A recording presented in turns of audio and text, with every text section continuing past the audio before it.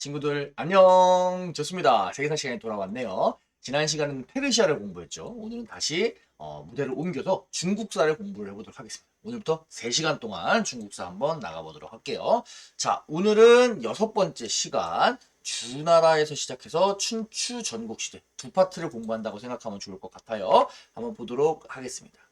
자, 우리 중국 문명들을 공부를 했어요. 최초의 국가는 하나라였지만 내용이 없어서 금세 넘어갔고요. 상나라에 대해서 공부를 했습니다. 자, 상나라는 우리가 독특한 거 한 개만 기억하면은 갑골문자라고 하는 것들을 사용을 했다. 이런 것도 우리가 기억을 했을 것 같아요. 좋아요. 자, 이 상나라가 망하고 나서 상나라의 뒤를 잇는 국가가 바로 오늘 배울 주나라입니다. 하상주 순서대로 외워주세요. 자, 주나라 같은 경우에는 그 영역이 더욱더 확대가 됩니다. 그래서 황허강 유역만 이제 원래 상나라의 지역이었다면 약간 창장강 유역까지도 영역이 어느 정도 확대된 모습, 영토가 확장된 모습을 우리가 확인할 수 있습니다. 자, 그런데 영토가 확장되면은 그 넓어진 영토를 다스리는 지도자는 항상 어떤 고민에 빠지게 됩니다. 다리우스 1세도 우리가 지난 시간에 비슷한 고민을 했어요. 맞아요. 넓어진 영토를 어떻게 다스릴 것인가. 넓어진 영토를 효율적으로 다스리기 위해서 주나라에서는 어떠한 제도를 실시합니다. 이 제도가 굉장히 독특해요. 우리는 그것을 뭐라고 부르냐? 바로 봉건제라고 부릅니다. 잘 기억해 주세요. 오늘 배울 개념 중에 가장 중요한 개념입니다. 자, 봉건제는 무엇이냐? 땅이 넓어졌어요. 그래서 왕이 자기 혼자서 다스리기는 어렵습니다. 그래서 왕은 중앙지역을 다스립니다. 중앙지역을 다스려요. 그럼 중앙에서 먼 지방은 어떻게 다스리냐? 사람을 보냅니다. 우리는 그 사람을 뭐라고 부르냐? 제후라고 부를 거예요. 그리고 제후는 자기 왕한테서 받은 이 지방을 자기가 책임지고 다스립니다. 자, 왕은 자기 중앙을 다스릴 때 왕 아래에 여러 신하들, 관리들을 두어가지고 나라를 다스릴 거예요. 그리고 먼 지역에는 제후를 보낸다 그랬습니다. 제후 역시 제후 아래에 따로 신하와 관리들을 둘 수 있어요. 그러니까 제후는 왕한테 임명받은 이 자기의 동네에서는 마치 왕 같은 존재, 자기 스스로 왕 같은 존재로서 이제 지역을 다스리는 겁니다. 이쪽 동네 제후, 이쪽 동네 제후, 이쪽 동네 제후, 이쪽 동네, 이쪽 동네 이렇게 여러 명의 제후들을 파견을 해가지고 국가를 다스리는 게 무슨 시스템이다? 바로 봉건제 시스템이다. 이렇게 여러분들이 생각을 해주면 좋을 것 같습니다. 자, 그러면은 뭐 방법은 효율적이겠네요, 그죠? 그런데 중요한 게 있습니다. 이 제후 누구를 보내야 될까요? 그죠? 아무나 보낼 수는 없겠죠. 왕이 믿을 수 있는 사람을 보내야 됩니다. 그래서 이 주나라 시기에는 이 왕이 파견하는 제후들, 왕과 제후는 주로 무슨 관계였냐? 바로 혈연 관계였습니다. 가족이나 친척까지 믿을 수 있는 사람들을 보내가지고 이제 왕이 다스리는 수도 주변을 지켜주고 그 다음에 제국을 효율적으로 다스릴 수 있게 했던 것이 바로 이 봉건제 시스템 되겠습니다. 그런데 이 봉건제 시스템 처음에는 잘 굴러가요. 그런데 이게 문제가 있어요. 자, 한번 보도록 합시다.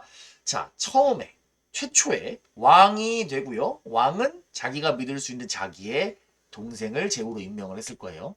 시간이 흘렀어요. 왕이 죽었습니다. 누가 왕 되겠어요? 왕의 아들이 왕이 되겠죠. 제후의 아들 역시 제후가 됐을 거예요. 자, 이제 시간이 지났어요. 어때요? 둘은 더 이상 형제 관계가 아니죠. 사촌 관계겠네요. 자, 시간이 더 흘렀습니다. 왕이 죽고 왕의 아들이 왕이 됐어요. 제후의 아들이 이제 또 제후가 됐습니다. 둘은 어때요? 더욱더 먼 친척, 한 세대가 더 지나면 더 먼 친척, 한 세대가 더 지나면 더 먼 친척. 자, 5대.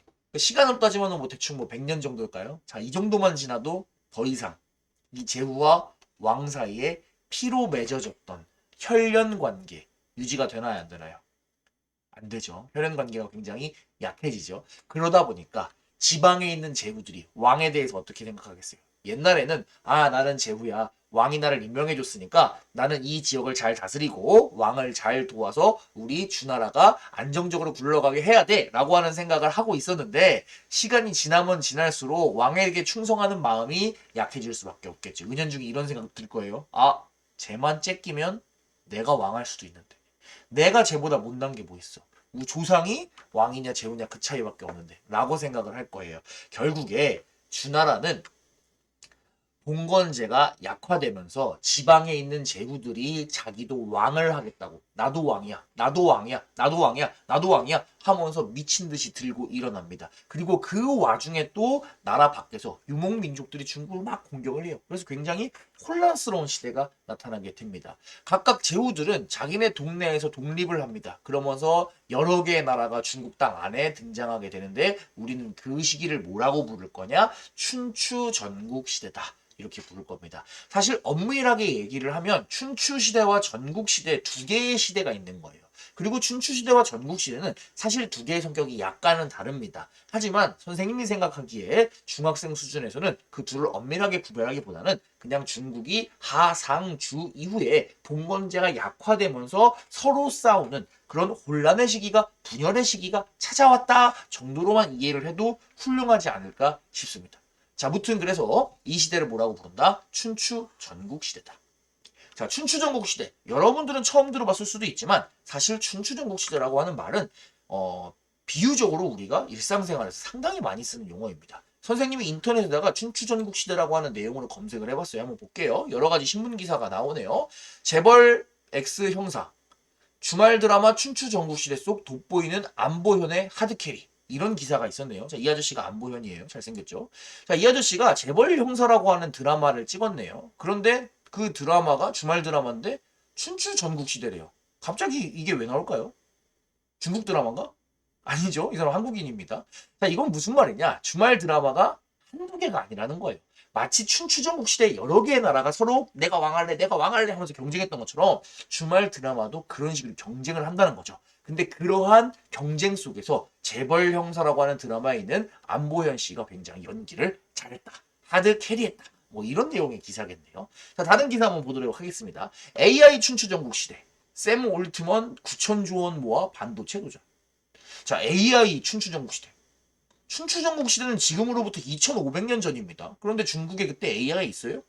없죠. 그럼 이건 무슨 얘기냐? 지금 전 세계가 AI를 두고 옛날 중국의 춘추전국 시대가 막 내가 이길래 내가 이길래 했던 것처럼 자기들끼리 치고받고 싸우고 있다는 거예요. 그런데 그 와중에 샘 올트먼이라고 하는 누군지는 몰라요. 뭐 아마 이 아저씨겠죠? 이 아저씨가 돈도 많네요. 9천조 원을 모아서 투자를 하겠다. 뭐 이런 이야기들. 이해되죠? 좋습니다. 한 개 더 가보도록 하겠습니다. 자, 변화 유재석, 도전 이효리, 세븐틴, 예능 춘추전국 시대. 유재석이랑 이효리랑 세븐틴이 뭐 타임머신 타고 중국 춘추전국 시대로 갔다는 얘기 아니죠? 좋습니다. 자, 예능이 지금 춘추전국 시대처럼 엄청난 경쟁을 하고 있다. 그리고 그 와중에 유재석이랑 이효리, 세븐틴이 열심히 싸우고 있다. 뭐 이러한 내용이겠네요. 그러니까 우리가 상당히 춘추전국 시대라고 하는 용어는 경쟁이 치열하다라고 하는 것을 비유적으로 많이 사용한다. 이렇게 여러분들이 정리를 해주시면 좋겠습니다. 그냥 역사를 공부하는 것보다도 이렇게 역사를 알아서 좀 어려운 말들 이런 것도 우리가 공부하면 조금 유식해 보이잖아요. 좋습니다. 자, 춘추전국 시대의 또 특징들 한번 알아볼게요. 이 시기에 드디어 중국에서도 철제 기구들이 사용되기 시작했습니다. 철제 무기를 사용해서요. 전쟁이 더욱더 확대가 되게 됩니다. 자, 철이랑 청동이랑 둘 다 무기로 사용했는데 철로 하면 뭐가 더 좋냐? 선생님, 철은 녹슬잖아요. 왜 철을 사용하는 거예요? 맞아요. 청동에 비해서 철은 더 잘 녹습니다. 하지만 철은 일단 청동보다 단단하고요. 그 다음에 둘째, 구하기가 쉬워요. 청동은 철기보다 녹는 점이 낮아서 만들기는 상대적으로 쉬울 수 있어요. 하지만 그 재료인 구리에 섞는 주석이나 아연 같은 기타 재료들을 구하는 것이 철보다 어렵습니다. 하지만 철광석은 상대적으로 구하기가 쉬웠어요. 그래서 높은 온도로 온도를 끌어올릴 수 있는 기술이 개발된 이후에는 청동을 사용하지 않고 철을 많이 사용을 했습니다. 자, 무튼 철제 무기를 이용해서 무기를 미친 듯이 찍어내기 시작하면서 전쟁은 더욱더 확대가 되었을 거고요. 더더욱 춘추전국 시대의 전쟁이 심각했겠죠. 자, 그 다음에 철을 사용하니까 이제 철제 농기구를 사용합니다. 그 전에 농사를 짓기 위해서 나무나 돌멩이만 사용했다면 이제 철을 이용해서 농사를 지었다. 훨씬 더 농사가 잘 됐겠죠. 자, 그 다음에 소를 이용해서 농사를 짓기 시작합니다. 그전에는 온통 다 인간의 힘으로 했다면 이제는 소를 이용해서 소에다가 농기구를 연결해서 밭을 가는 거죠. 소의 힘이 어마어마하게 세잖아요. 그러니까 밭을 훨씬 더 깊게 갈 수 있게 된 겁니다. 생산량이 더욱더 향상되었을 거고요. 그만큼 남는 자원들이 많았을 거고 남는 자원이 많다는 것은 그만큼 경쟁이 치열했다. 이렇게 정리를 할 수 있겠네요. 자, 결국에 춘추전국 시대는 한마디로 요약하면 엄청난 경쟁의 시대라고 할 수 있는데 각국은 이 경쟁에서 승리하기 위해서 무엇을 추구했냐? 부국강병, 어려운 말로 부국강병을 추구했습니다. 이것은 우리가 부자 나라, 강한 병사다. 이렇게 정리하면 좋을 것 같아요. 자, 부국강병을 추구해서 결과 궁극적인 목표는 뭐예요? 우리나라가 상대편 나라들을 다 째끼고 이 춘추 전국 시대의 최후의 승자가 되는 것을 원한다. 이렇게 여러분 정리하면 좋을 것 같습니다. 결국에 어떻게 나라를 경영할 것인가에 대한 고민이 굉장히 깊었을 거예요. 결국에 그러한 고민 속에서 굉장히 많은 학자들, 굉장히 많은 다양한 정치 사상가들이 등장해서 자기들의 이론을 펼칩니다. 우리는 그런 사람들을 뭐라고 부르냐? 제자, 백가라고 부릅니다. 자, 제자는 그 스튜던트가 아니라요. 여러 명의 학자들이 있다. 이런 뜻이에요. 여러 명의 학자들이 널리 있고 백가, 그것이 가는 패밀리죠, 패밀리. 그 다음에 백은 일백백, 많다는 뜻이. 여러 명의 학자들이 있고 그것들이 굉장히 많은 패밀리, 학문적인 패밀리, 그러니까 학파를 이루었다. 굉장히 많은 학자들이 등장했고 이들이 굉장히 많은 학파를 이루었다. 그래서 우리가 이걸 줄여서 뭐라고 부른다? 제자 백가라고 부릅니다. 그리고 여러분들은 제자 백가 반드시 중요하니까 별표 쳐주시기 바랍니다. 주나라의 핵심 키워드가 봉건지였다면 춘추 전국시대는 제자 백가예요. 자, 제자 백가는 굉장히 많은, 이름에서도 알 수 있지만 엄청나게 많은데 우리가 다 공부할 수 없잖아요. 중학교에서는 딱 4개만 공부해 보도록 하겠습니다. 순서대로 유가, 묵가, 법가, 도가라고 하는 이름의 학파들인데요. 우리는 이 사람들의 인물이 누가 있고 이 사람들이 주장한 사상이 무엇인지를 한번 공부를 해보도록 하겠습니다. 자, 먼저 익숙한 거 먼저 가겠습니다. 유가예요. 자, 이름에서 눈치챘을지도 모르겠지만 지금 우리가 영향을 받아서 살고 있는 유교 사상으로 나중에 발전하는 사상이 유가 사상입니다. 유가의 대표적인 인물로는 공자와 맹자를 둘 수 있어요.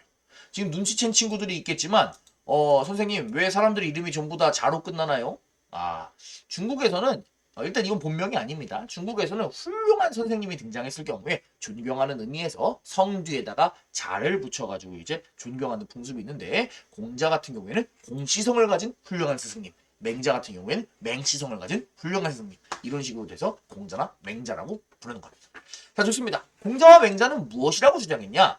이 사람들은 결국 도덕 정치, 도덕적으로 정치하는 것이 중요하다라고 세상에 생각했습니다. 이 사람들이 강조했던 가치로는 인은 어질 인자입니다. 어진 마음, 그 다음에 어진 마음을 가지고 주변인들에게 예의 있게 대하고 어른들에게 예의 있게 대하고 부모님께는 효도하고 정치를 할 때 도덕적으로 해야 된다. 그렇게 하면은 나라가 평안해지고 나라가 안정될 것이다 라고 주장을 했던 사람들이 바로 공자와 맹자, 유가 사상이 되겠습니다. 내 주변 사람들에게 어질게 대하고 어른에게 예의를 갖추고 부모에게 효도하고 그런 식으로 나라가 안정되게 구성을 해야 된다라고 했던 친구들 유가 되겠습니다. 자, 그러고 있을 때 옆에 있는 묵가가 유가를 비판하는 겁니다. 자, 묵가의 대표적인 인물은 묵자라고 하는 사람이 있어요. 자, 이 묵자는 뭐라고 주장했냐? 이 유가를 차별주의자라고 주장합니다. 무슨 말이냐? 자, 묵가는 이렇게 주장을 해요. 야, 공자야, 맹자야, 너네는 차별주의자야. 너 왜 어진 마음을 네 주변에만 어진 마음을 가져?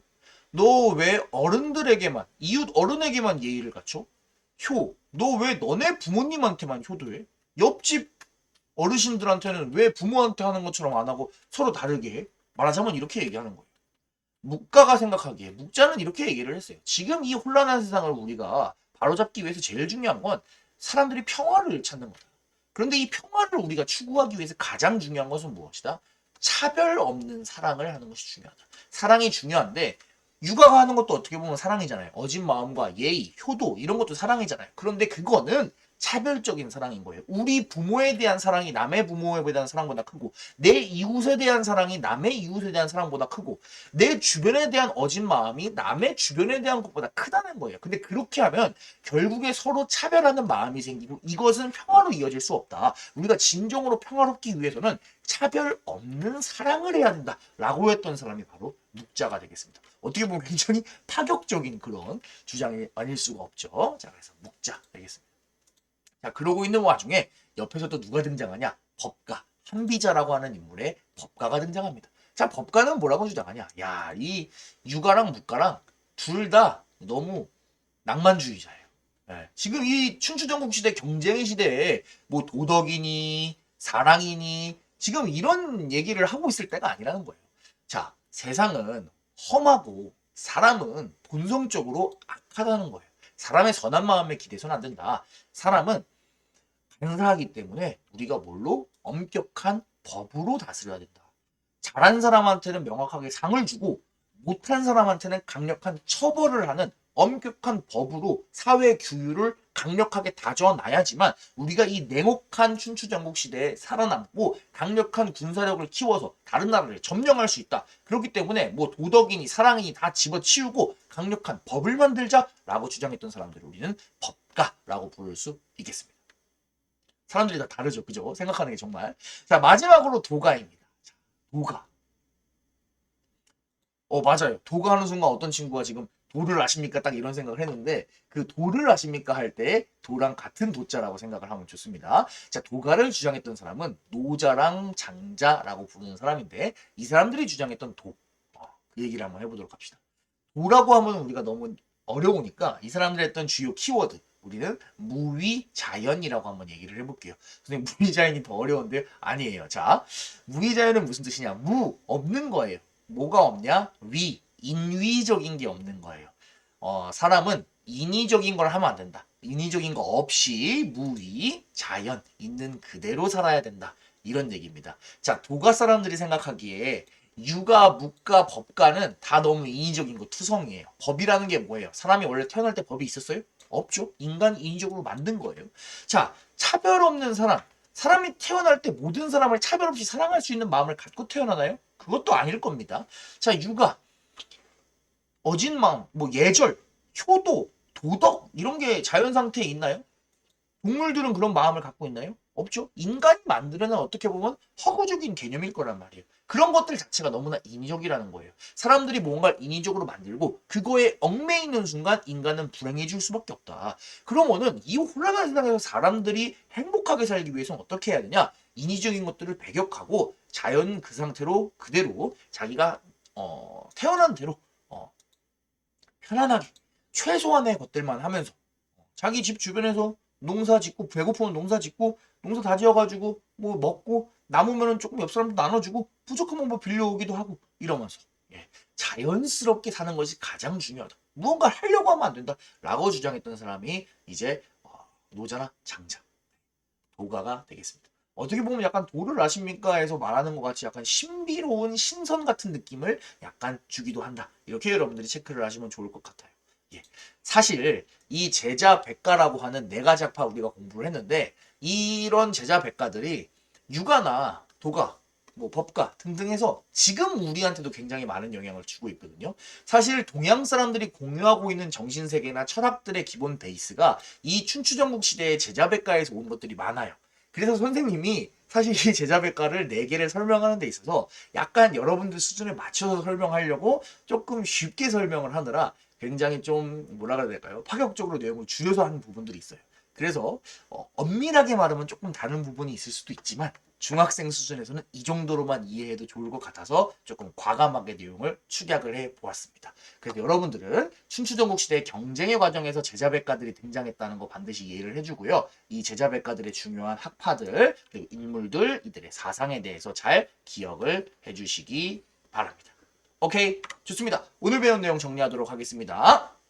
자, 우리 처음에 주나라 공부했어요. 주나라는 영토가 확장됐습니다. 그러다 보니까 넓은 영토를 효율적으로 다스리기 위해서 봉건제를 실시를 했습니다. 하지만 봉건제, 내가 제후를 파견하기 때문에 믿을 수 있는 사람을 파견해야 돼요. 그렇기 때문에 혈연 관계를 파견했습니다. 하지만 시간이 지나면서 봉건제가 약화가 되죠. 그러면서 주변에서 여러 애들이 쳐들어오고 처음에는 제후들이 왕을 위해서 주변에서 쳐들어온 애들이랑 싸웠어요. 하지만 시간이 지나서 봉건제가 약화되니까 주변 애들 쳐들어오면 더 이상 왕을 지켜주지 않아요. 아, 이런 약한 왕 필요 없어. 내가 왕할 거야. 라고 하면서 무한 경쟁의 시대로 치닫게 되니 그것이 바로 춘추 전국 시대였습니다. 춘추 전국 시대는 우리나라를 강하게 해서 다른 나라를 점령하는 게 최종 목표입니다. 부국 강병이에요. 부국 강병을 하기 위해 수많은 학자들이 등장해서 다양한 이론을 제시합니다. 우린 이들을 제자백가라고 불렀고요. 제자백가에서 유명한 거 4개, 유가, 묵가, 법가, 도가 우리가 공부를 했네요. 내용을 잘 기억해 두시기 바랍니다. 좋습니다, 친구들. 오늘 수고 정말 많았고요. 우리가 오늘 춘추전국 시대 공부했죠? 다음 시대는 춘추전국 시대를 통일하는 진나라에 대해서 공부해 보도록 하겠습니다. 친구들 그럼 수고 많았어요. 다음 시간에 봐요. 안녕.